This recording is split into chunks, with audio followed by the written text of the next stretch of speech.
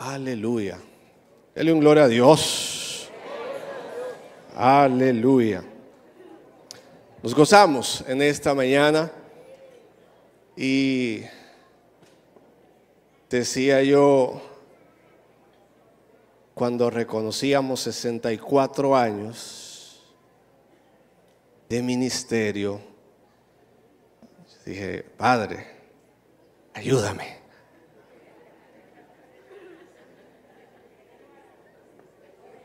Gloria a Dios. Yo quiero que demos otro aplauso grande por nuestros pastores.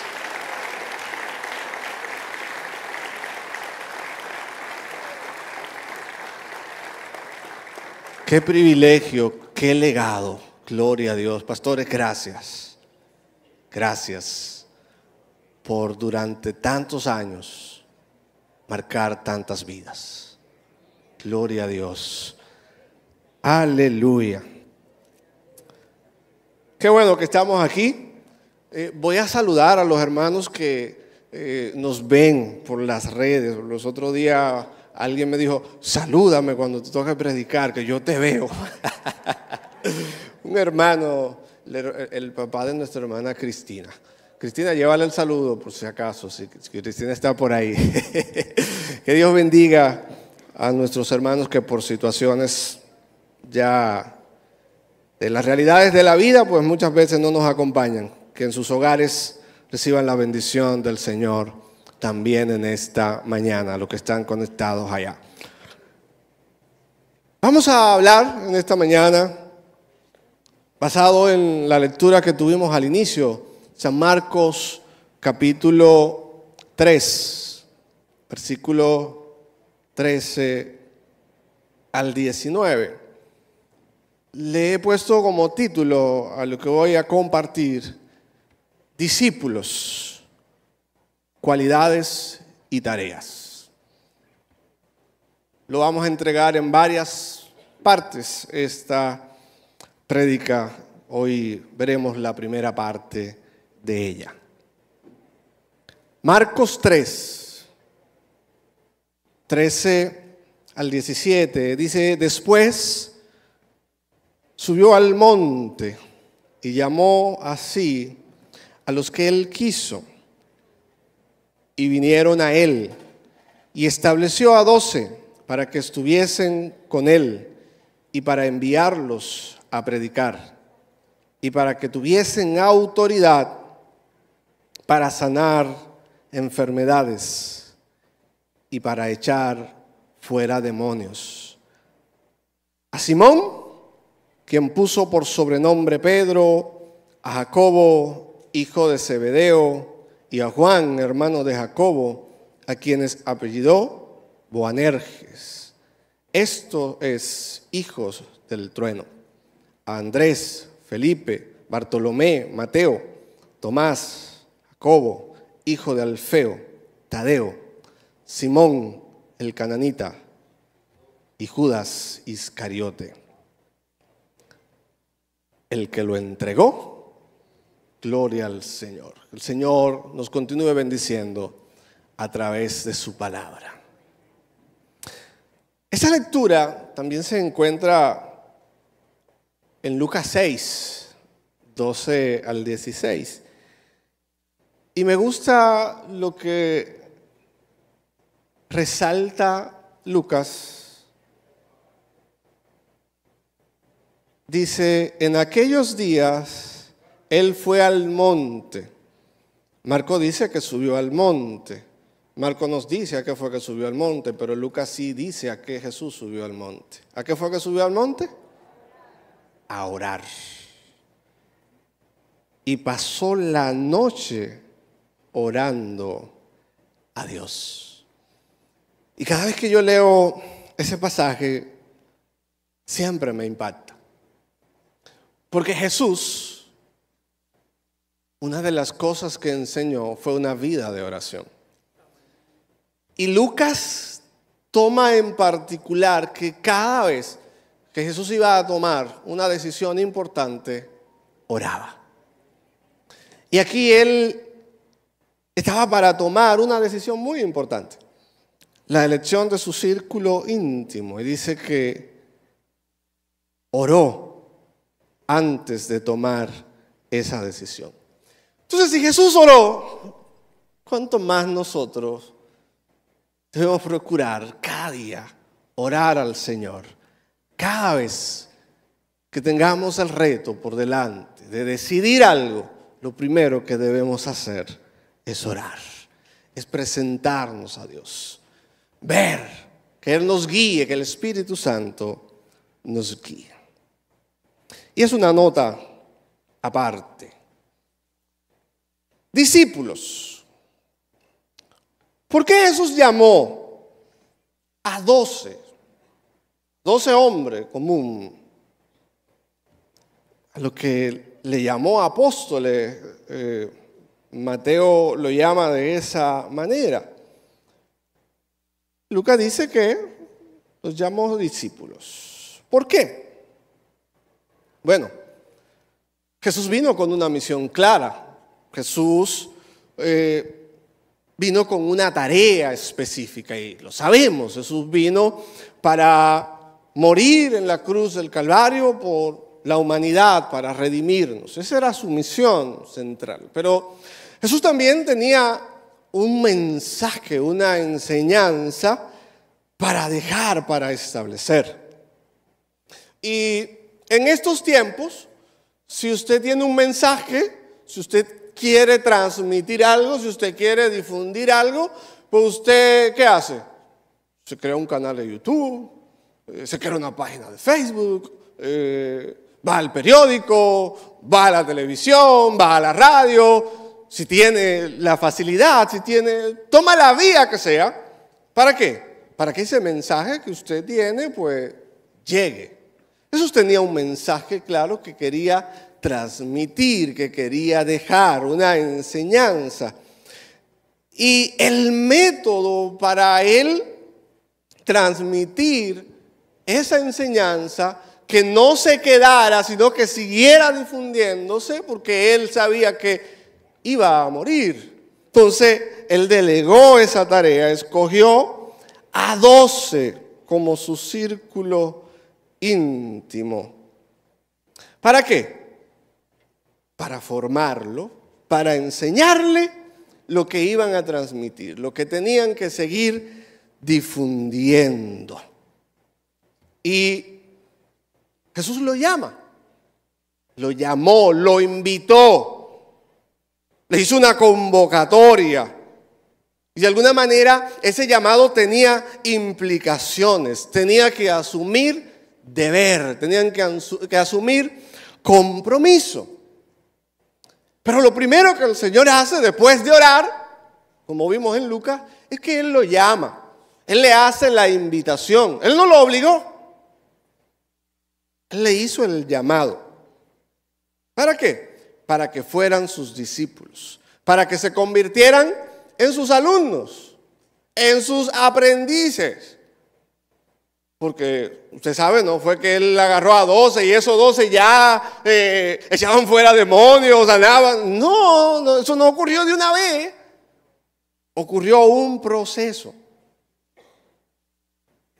Lo instruyó. Y eso significa discípulo, ser aprendiz, ser un alumno. Y en modo general, un discípulo era un seguidor de un maestro. El término discípulo, después de la muerte de Cristo, tomó un sentido más amplio. Y en el libro de los Hechos, capítulo 11, versículo 26, dice: y a los discípulos se les llamó cristianos por primera vez en Antioquía. Por si acaso, por si el término discípulo, usted como que lo está tratando de digerir, si usted quiere, olvídese de discípulo y diga cristiano. Los que siguen a Cristo. Pues si usted quiere decir, no, yo no soy discípulo, yo soy un cristiano. Bueno, pues un cristiano, uno que sirve a Cristo, uno que ha decidido por Cristo. Ese es un discípulo. Los que creyeron, los cristianos que han asumido a Cristo en su corazón, que han reconocido el sacrificio redentor y le han aceptado en su corazón y Cristo vive en su corazón, ese es un cristiano, ese es un discípulo. Ahora bien, hermanos, para ser discípulo de Cristo, lo primero que nosotros debemos hacer es asumir la invitación, aceptar el llamado. Lo que estamos aquí, el Señor un día nos llamó, ¿verdad que sí? Y dijimos que sí, qué bueno. Y es un privilegio. Usted se siente privilegiado de ser cristiano, ¿verdad que sí? Yo me siento privilegiado. Para mí es un privilegio ser hijo de Dios. Y ese privilegio también tiene un desafío, tiene muchos desafíos, tiene reto, hermano. Y vamos a ver en esta mañana algunos de los retos, algunas de las implicaciones que tuvo para los discípulos, para los 12 íntimos, pero las implicaciones que tiene hoy para nosotros, porque la palabra tiene validez para nosotros hoy en día. Tiene aplicación práctica. Entonces, Jesús, el maestro, el que escogió a sus 12 para formarlo, para enseñarlo, para discipularlo, lo primero que él no le enseñó con teorías simples, con teorías sencillas.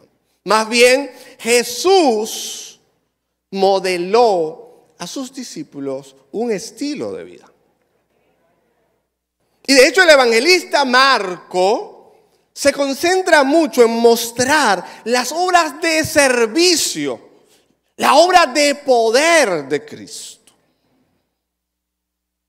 Él se concentra en mostrar a Cristo como el servidor. De hecho, Marcos 10:45 dice, porque el Hijo del Hombre no vino para ser servido, sino para servir y para dar su vida en rescate por mucho. Jesús mostró, Jesús modeló, Jesús enseñó. Y una de las cosas que modeló y una de las cosas que enseñó fue el servicio, la entrega. Y esta semana hemos hablado bien de servicio, de entrega, ¿verdad que sí? Ahora bien, el asumir ese llamado tiene reto. Jesús modeló. Y en ese modelo que él le dejó a sus discípulos, Marcos recoge algunos hechos y en el capítulo 3, los versículos 1 al 6, allí registra un milagro que hizo Jesús. Sanó la mano de un hombre. Pero también el evangelista recoge que cuando era el día de descanso, los enemigos de Jesús lo vigilaban de cerca y si sanaba la mano del hombre. Tenían pensado acusarlo por trabajar en el día de descanso. Estoy leyendo la Nueva Traducción Viviente. Estaban acechando. Le estoy diciendo que Jesús modeló, ¿verdad que sí? Jesús mostró que su ministerio era un ministerio de poder, un ministerio de transformación, un ministerio de servicio. Pero ese servicio no le fue fácil a Jesús. Ahí vemos que el servicio de Cristo, los religiosos, los fariseos, estaban ¿qué? Acechándolo. Estaban tratando de amedrentarlo, estaban tratando de matarlo. Y alguien dice, es paradójico que los fariseos, que eran tan apegados a la ley, y la ley le enseñaba que no debían matar, en cambio entonces estaban buscando a Jesús para matarlo. ¿Qué cosa con los fariseos? Entonces, Jesús le enseñó con su estilo de vida que el asumir el reto de ser discípulo de Él también iba a implicar cierto grado de dificultad. Jesús se entristeció, Jesús lo confrontó, porque Jesús no fue fácil.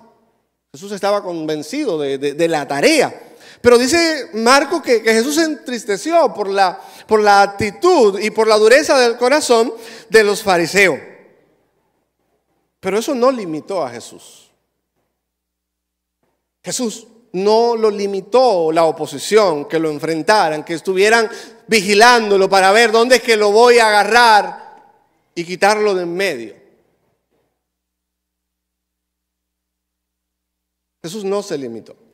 Y debemos saber que el servir a Cristo muchas veces va a implicar estar dispuesto a enfrentar cosas difíciles.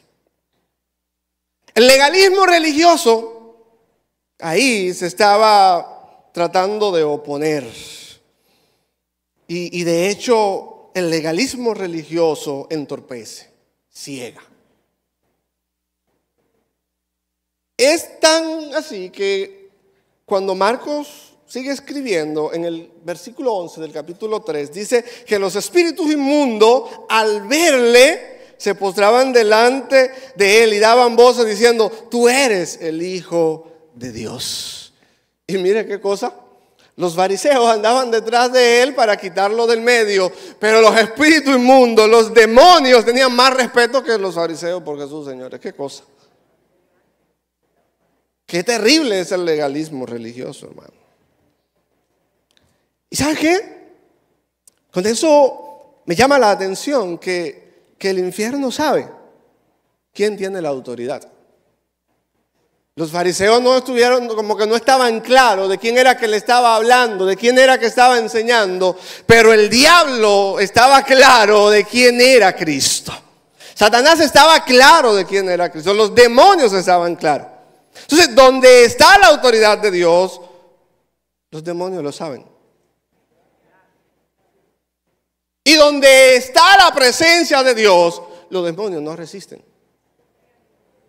Salen corriendo. Entonces, hermanos, como discípulos de Cristo estamos llamados a estar llenos de la presencia del Señor, para que cuando donde usted llegue, si hay algún endemoniado, se dé cuenta y reconozca que tiene que irse porque llegó un Hijo de Dios. Aleluya. Cuando llegó Cristo, los espíritus inmundos, tú eres el Hijo de Dios. Y en hecho hay una historia que conocemos de aquellos que fueron a echar fuera a un demonio en el nombre del Cristo que predica Pablo. A Pablo y a los apóstoles lo conocemos. Pero ustedes, ¿quiénes son? ¿Quiénes son ustedes?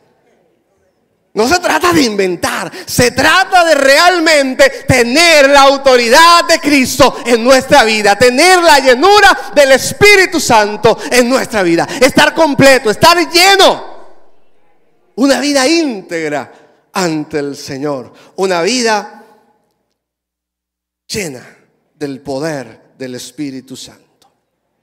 Jesús modeló un ministerio de poder a sus discípulos y un servicio transformador. El evangelio de Cristo sigue siendo el evangelio de poder. Y Pablo escribe a los Romanos, capítulo 1, versículo 16, porque no me avergüenzo del evangelio.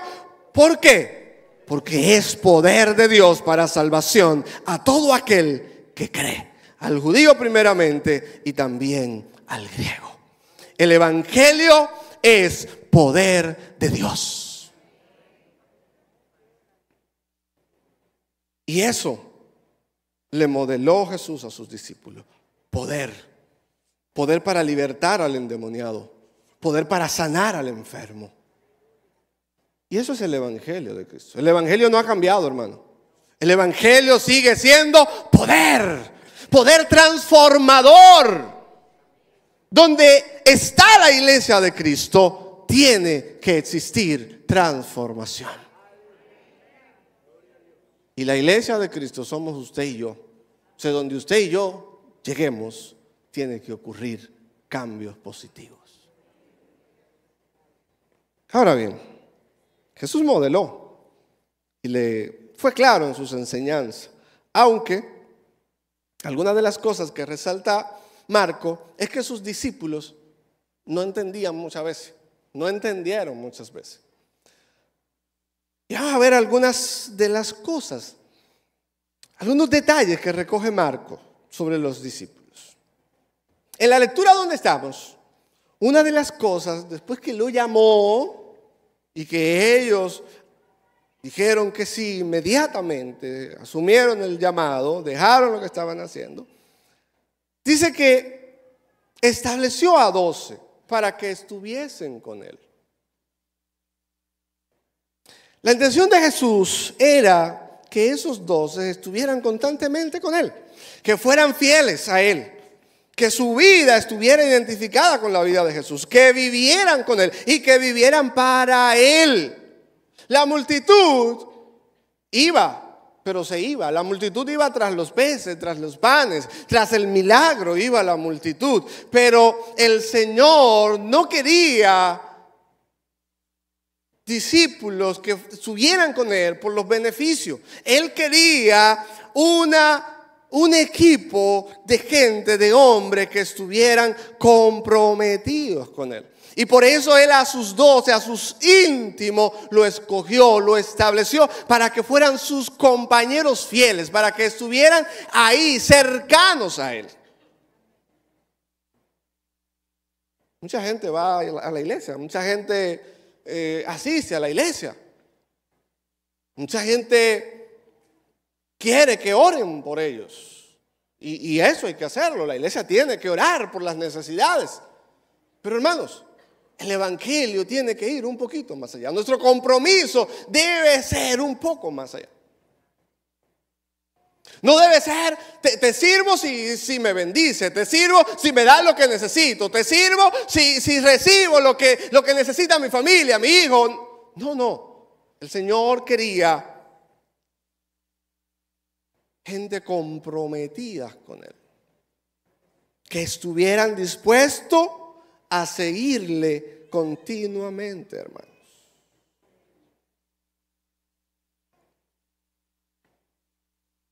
Gloria a Dios.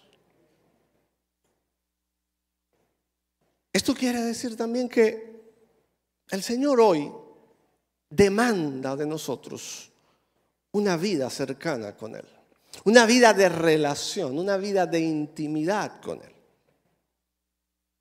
una vida de comunión íntima con el Señor.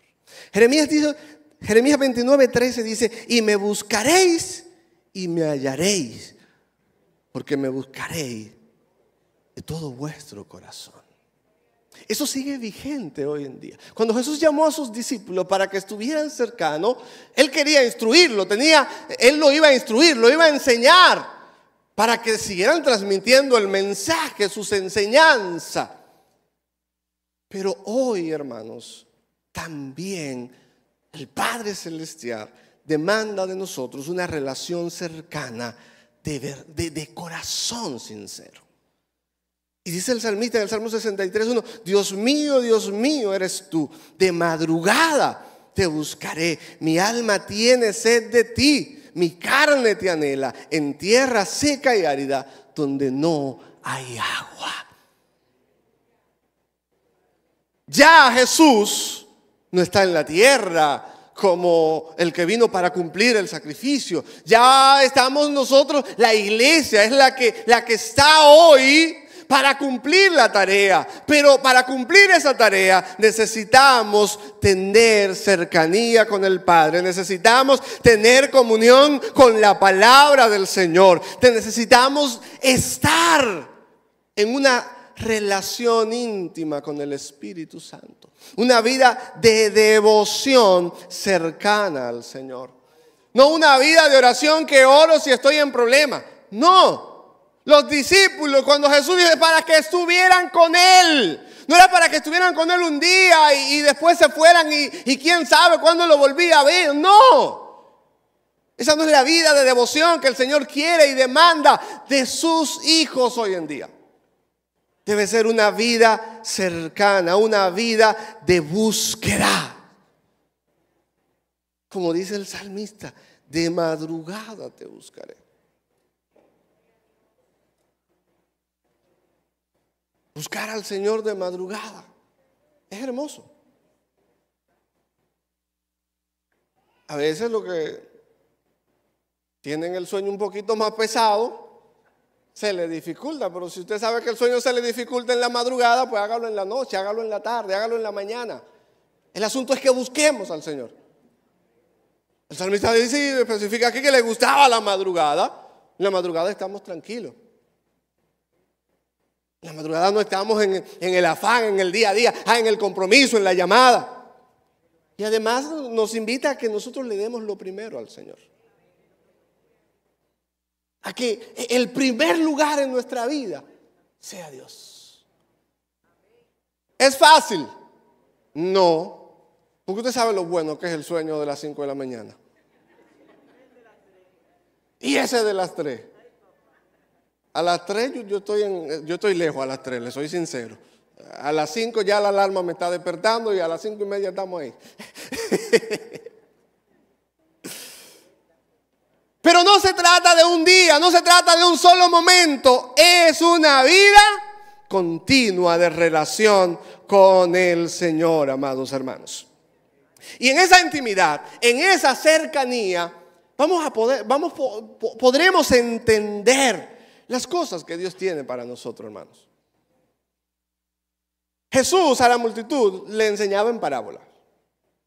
Y muchos no entendían. De hecho, los mismos discípulos que estaban con él, muchas veces no entendían y después le preguntaban, maestro, ¿qué era lo que tú querías decir? Explícanos eso. Y entonces dice que Jesús les explicaba. Y en varias parábolas registran los evangelistas cómo Jesús le explicaba, le declaraba todo. ¿A quiénes se lo declaraba? A los extraños, a los discípulos, a los que estaban cercanos a él. ¿Queremos que el Señor nos hable? ¿Queremos recibir palabras del Señor? Bueno, pues vamos a acercarnos a Él. Vamos a acercarnos a su palabra para que realmente seamos enseñados, seamos ministrados por Él. Porque si estamos muy comprometidos con otras cosas por allá, el Señor puede tener misericordia, pero dice la palabra que cercano está Jehová a los que lo buscan. Gloria al Señor. Y si usted no entiende algo, si el Señor le está inquietando, si el Señor le está llamando y usted no entiende algo, Él hoy también se lo hace entender por el Espíritu Santo. Porque tenemos al Espíritu Santo. En el proceso, el Maestro también nos puede llamar la atención. Eso hizo Jesús con sus discípulos. Y Marcos registra lo siguiente. En el capítulo 8. Habían olvidado traer pan y no tenían sino un pan consigo en la barca. Y les mandó diciendo, mirad, guardaos de la levadura de los fariseos y de la levadura de Herodes. Y discutían entre sí diciendo, es porque no trajimos pan. Entendiéndolo, Jesús le dijo, ¿qué discutí? ¿Porque no tenéis pan? Y los discípulos allí estaban diciendo, tú ves, se nos olvidó el pan y ahora nos está dando un boche el maestro. Pero eso no era lo que el Señor le estaba diciendo. Y el Señor aquí le dice, oye, teniendo ojo, no veis, y teniendo oídos, no oís. Y no recordáis cuando partí los 5 panes entre 5,000, ¿cuántas cestas llenas de pedazos recogiste?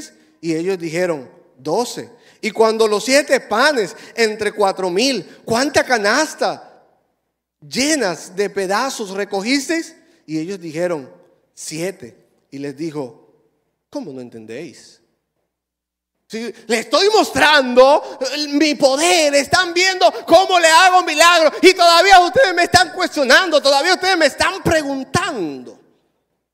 Qué difícil. Pero hermanos, es muy fácil señalar a los discípulos, como decíamos ahorita en la clase. Esos sí tenían poca fe, esos sí eran poco entendidos. ¿Y nosotros? ¿Cuántas veces la mano poderosa del Señor se ha manifestado en nuestras vidas y al día siguiente decimos, Señor, tú me dejaste, Señor, te olvidaste de mí, Señor, ¿y ahora qué voy a hacer? Oye, pero no recuerda el milagro que te hice ayer. Qué ingratos somos muchas veces. Pero los discípulos estaban en el proceso de enseñanza, en el proceso de aprendizaje. Nosotros también todavía estamos en ese proceso y el Señor no nos va a dejar, el Señor no nos va a desechar porque en algún momento nos falta la fe, como le faltó a los discípulos. A los discípulos le faltó fe también, hermanos. Y ahí entramos un poquito en los detalles de esos 12 que él llamó. Un grupo muy variado. Simón, a don Pedro lo sabemos, ese petuoso, sanguíneo, sí. Pero también Jacobo, Juan, Andrés, Felipe, estos eran pescadores. Natanael, Mateo, el cobrador de impuestos, Tomás, luego Jacobo otra vez, Tadeo, Simón, y de este Simón hay algo que los evangelistas recogen, que era celote o el cananita. ¿Y quiénes eran esa gente? Un grupo de pandilleros, peligroso y patriota. Patriotas de verdad. No voy a entrar en ese detalle. Me quedaré en el contexto aquí de los discípulos. Imagínense, un cobrador de impuestos, en ese contexto, ¿quiénes tenían que pagar impuestos? Los judíos. Porque ¿quién estaba en el poder? Roma. Pero entonces estaba ahí en el mismo grupo, miren qué interesante. Un pandillero que estaba dispuesto a tomar la espada por su nación, un nacionalista. Y uno que se sentaba y le mira, te toca hoy. No ha pagado el tributo. Y mira, el Señor lo escoge, el Señor lo llama y lo pone juntos. Wow. Wow. ¿Cuántos publicanos hay aquí? ¿Y cuántos nacionalistas hay aquí? Gloria a Dios. Y hay otra, Judas, el gran Judas, el tesorero, el que lo traicionó. Pero mire qué cosa, ese era lo importante, señores. Ese era uno de los más importantes. Porque ¿a qué vino Jesús? Vino a morir. Tenía que morir. Y Judas, pues colaboró. No se arrepintió y se perdió tristemente. Entonces, en fin, hermanos, ¿qué es lo que resaltamos de esto? Que el Señor escogió a gente común. El Señor escogió a gente que eran trabajadores del día a día, de la barca, de pescar. Otro ni se menciona lo que hacían. No sabemos, la Biblia no da detalle de lo que hacían. No eran ricos, no eran gente tal vez de clase alta, ni tenían tal vez mucha influencia en su sociedad. Ahora bien, Jesús lo llamó y lo estableció para que estuvieran con Él. A veces nosotros queremos poner una vara y queremos medir. Este sí, este no. Escojo aquel porque está más limpiecito. Ese vamos espérate, un momento, ven. No, eso no fue lo que el Señor Jesús enseñó. Jesús escogió a gente común. Ojo. No quiere decir que a Jesús no le importaban los ricos o que Jesús desechaba a los ricos. No nos perdamos ahí. Hubieron gente que también le sirvieron. Ahora bien, a esos íntimos lo quiso. Nosotros tampoco que estamos aquí sentados somos la gran cosa, pero Jesús nos llamó, Jesús nos escogió. Y qué privilegio, hermanos. Los discípulos asumieron el reto, los discípulos estuvieron dispuestos a obedecer el mandato de Cristo sin importar su condición, sin importar su estatus social. Ellos dijeron sí. Sígueme. Dejaron lo que estaban haciendo y siguieron al maestro. Entonces, asumir el llamado implica, hermanos, estar comprometido y dejar algunas cosas. Los discípulos dejaron su red. Mateo dejó su mesa. Dejaron todo y siguieron a Jesús. Génesis capítulo 2, versículo 2 dice: pero Jehová había dicho a Abraham: vete de tu tierra y de tu parentela y de la casa de tu padre a la tierra que te mostraré, y haré de ti una nación grande, y bendeciré y engrandeceré tu nombre, y serás bendición. ¿Qué le pidió el Señor a Abraham? Deja todo, vete, suelta a la familia, tu patria, tus parientes, y vete, obedece. Ahora bien, hermanos, ¿qué el Señor nos puede estar pidiendo hoy que dejemos? Para sus discípulos, para sus íntimos, para sus 12, implicó dejar el trabajo. Yo no le voy a decir a usted que deje el trabajo. No, hay que trabajar. Pero vivimos en una sociedad que asumimos tantas cosas que lo último que asumimos es Dios. Entonces eso hay que revisarlo. ¿Qué estás dispuesto a entregar? ¿Qué estamos dispuestos a entregar hoy? ¿Estamos muy ocupados? Bueno, seguir a Cristo como nuestro Señor implica negarse a sí mismo. Implica dejar cosas. A Abraham le dijo: vete de tu tierra, vete de tu patria, deja pariente, vete, sal a la tierra que te mostraré. Y le da promesa: te bendeciré, te haré grande. Yo no sé cuál es el llamado que el Señor te está haciendo a ti hoy. Claro, hay un llamado general para todo. Todos tenemos un llamado a ser testigos de Cristo. Pero también el Señor tiene llamados especiales. Hoy en esta mañana, en estos días, tal vez tú estás ahí pensando: el Señor te ha ministrado, quiere que le dedique más tiempo a tal obra, a tal ministerio. Yo no sé. Pero si el Señor te está llamando, hazle caso, porque vale la pena servirle. Si el Señor te está inquietando, no rehuses, asume el llamado.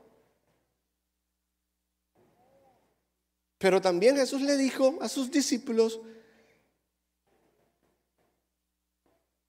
y llamando a la gente y a los discípulos, le dijo: si alguno quiere venir en pos de mí, niéguese a sí mismo, tome su cruz y sígame. La Nueva Traducción Viviente dice: si alguno de ustedes quiere ser mi seguidor, tiene que abandonar su propia manera de vivir y tomar su cruz. Y aquí nos detenemos un poquito. Negarse a sí mismo. Me llama mucho la atención que hoy en día, hermanos, el evangelio, y predicaba el hermano en la semana de caballeros y damas, que tenemos mucha gente, muchos cristianos carretilla, decía él, que hay que vivir llevándolo, empujándolo para que puedan venir a la iglesia. Y eso es parte, porque es un proceso. No vamos a dejar de empujar a algunos, hay que empujarlo, ahí estamos para eso también. Pero realmente el Señor quiere que nosotros aprendamos a dejar, a morir nosotros mismos y a crecer en Él. Jesús no le dijo a sus discípulos, vengan, que lo voy a engrandecer. No le dio promesa de que vengan para que vivan cómodos. Eso no fue lo que el Señor le dijo. El Señor le dijo, ustedes quieren seguirme, ustedes quieren ser mis discípulos. Bueno, lo primero es que tienen que negarse a ustedes mismos. Y alguien dice que la manera más fácil de nosotros entender esto es que lo entendamos de manera literal. Negarse a uno mismo. Decir que no a Edgar y decir que sí a Cristo. Que no sea mi pretensión, que no sean mis planes, que no sean mis comodidades, que no sea mi felicidad, que no sea mi ego, sino que sea Cristo. Eso es lo que le está diciendo. Ah, no, es que yo tengo que prepararme primero. Es que yo tengo que terminar mi carrera primero. Es que yo tengo que hacer mi casa primero. Y después entonces vamos a ver si puedo servir. Para servirle mejor, deja acomodarme mejor. Déjame hacer. Gloria al Señor. Debemos decirle que no a nuestra voluntad, a nuestros intereses, y decirle que sí a la voluntad de Cristo. Gloria a Dios. Negarse a sí mismo. La prioridad de nosotros debe ser Cristo. La prioridad de un creyente, de un discípulo de Cristo, debe ser Cristo. Y Pablo dijo, con Cristo estoy juntamente crucificado. Ya no vivo yo, mas vive Cristo en mí. Y lo que ahora vivo en la carne, lo vivo en la fe del Hijo de Dios, el cual me amó y se entregó a sí mismo por mí.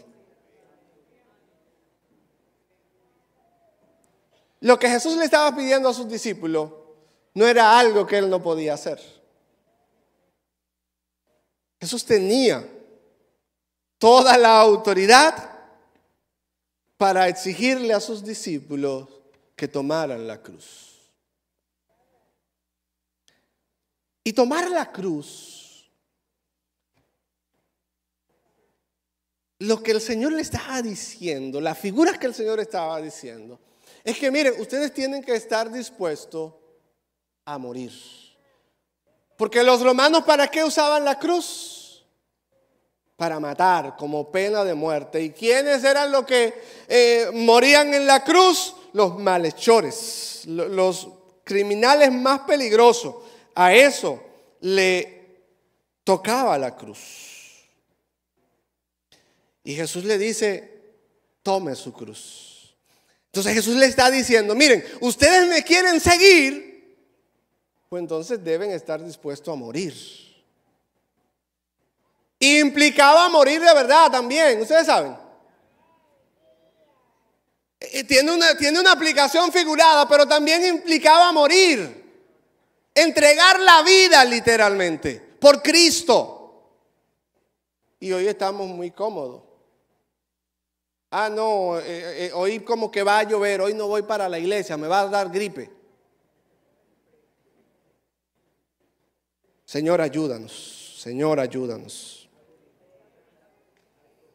El Señor quiere una iglesia dispuesta a negarse a sí mismo y a tomar la cruz, a estar dispuesto a sacrificarse, a entregarlo todo por Cristo.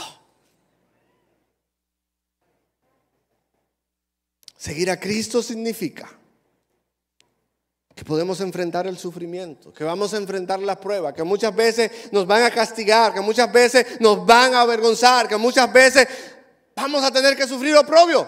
Para eso le estaba diciendo a sus discípulos. Y sí, muchas veces hay hostilidad para el cristiano.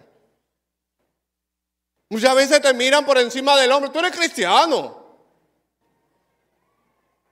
Como decía ahorita el hermano Luis, esto es para bruto. Mentira. La verdadera sabiduría está aquí. La verdadera sabiduría viene del Padre. Y buscamos un poquito para que ustedes vean cómo el Señor bendice a su iglesia, a los suyos, a los que les sirven. Pero eso tiene un precio. Eso implica que ponga yo a Cristo primero. Que seamos como el muñequito azul que ve mi hijo a veces. Poco yo. Poco yo y más de Cristo. Poco yo, poco de mi deseo, poco de mis metas, poco de mis anhelos y más de Cristo. Sí, hermanos. Gloria a Dios. Oh, el tiempo ha avanzado, qué bueno. No, qué malo. Pero ya estamos terminando. Tomar la cruz implica crucificar la carne también. Y de hecho, así lo establece la palabra del Señor. Pero los que son de Cristo han crucificado la carne con sus pasiones y deseos. Si yo no hago morir la carne, si no hago morir los deseos de la carne, ¿sabe qué? La carne va a matar el alma. Si yo no hago que el pecado muera, entonces al final morirá mi alma. Por eso entonces Pablo le dice, los que son de Cristo han crucificado la carne. La carne hay que matarla. Los deseos de la carne hay que matarlo. La inmoralidad sexual, la impureza, la lujuria, la hostilidad, los pleitos, los celos, los enojos, la ambición, el egoísmo, la discordia, la arrogancia, la envidia, la idolatría, la hechicería, la borrachera, el adulterio, la homosexualidad, la envidia, la mentira. Todo eso hay que crucificarlo. Hay que hacerlo morir porque somos de Cristo.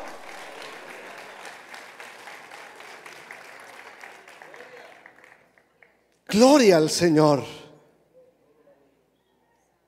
Y tenemos al Espíritu Santo.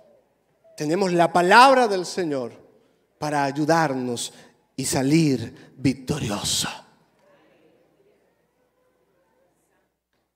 Jesús tenía todo el derecho de llamar a sus discípulos a asumir la cruz, porque Él la llevó por nosotros. Jesús tiene todo el derecho de llamarnos, de desafiarnos a que tomemos la cruz cada día. Hoy se anda vendiendo un evangelio ligero, un evangelio suave. No, el evangelio de Cristo implica tomar la cruz. Hoy se predica, si no te gusta, deja eso. La iglesia te hablaron mal, no vuelva. Reprenda eso en el nombre de Jesús. Su hermano, ¿usted cree que le habló mal? Abrácelo, mira, no, como que no me gustó, pero te amo, de verdad hágalo. Porque a eso estamos llamados, a mostrar a Cristo. No dejarnos llenar del enojo, no dejarnos llenar de la ira, de la envidia. No, la iglesia tiene que ser diferente. La iglesia tiene que reflejar a Cristo. Y Cristo es vida plena, vida abundante, vida de integridad. Y Pablo a los filipenses, y con esto concluyo esta primera parte, dice en el capítulo 2, haya pues en vosotros, ¿en quiénes? Haya pues en mí, en Edgar. ¿El qué? El sentir que hubo en quién. En Cristo Jesús, el cual siendo en forma de Dios, no estimó ser igual a Dios como cosa a que aferrarse, sino que se despojó a sí mismo. ¿Qué le dice a sus discípulos? Niéguese a sí mismo. ¿Qué hizo Cristo? Se despojó. ¿Y de qué se despojó? De su trono de gloria, hermanos. Se despojó a sí mismo, tomando formas de siervo, hecho semejante a los hombres, y estando en condición de hombre, se humilló a sí mismo, haciéndose obediente hasta la muerte, y muerte de cruz. El modelo es Cristo. El modelo de Cristo es humildad, es entrega, es servicio, es obediencia. Ese es el cristiano, el que obedece, el que ama a Cristo por encima de sus intereses, el que contrapone su deseo para hacer la voluntad de Cristo, para hacer el deseo de Cristo, no el deseo vanaglorioso que el mundo me quiere imponer. Que el Señor nos ayude a vivir como fieles discípulos de Cristo, puestos sobre sus pies. Aleluya. Dele gracias al Señor. Y quiero